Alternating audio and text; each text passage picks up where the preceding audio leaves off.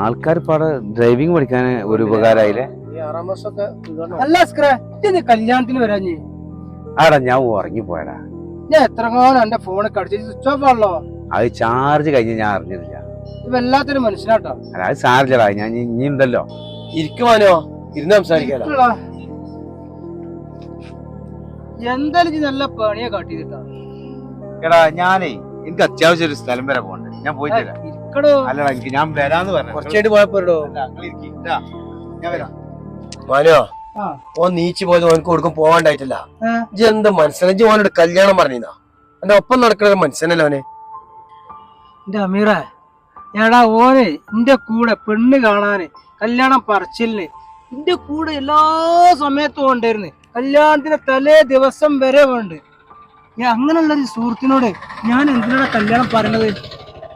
അവന്റെ കൂടെ തന്നെ അല്ലേ. ഞാൻ അവനോട് കല്യാണം പറയുമ്പോഴല്ലേ ഓന് അന്യനായി മാറുക. ഞാൻ അങ്ങനല്ല ഓനെ കരുതിയത്. എന്നാലും എനിക്ക് കല്യാണം അവനോട് പറയായിരുന്നേ.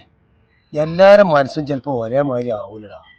അമീറ തെറ്റിന്റെ ഒക്കെ തന്നെടാ. എന്റെ കൂടെ ഉണ്ടാവും ഞാൻ കരുതി. കല്യാണം അവനോടൊന്ന് പറയായിരുന്നു.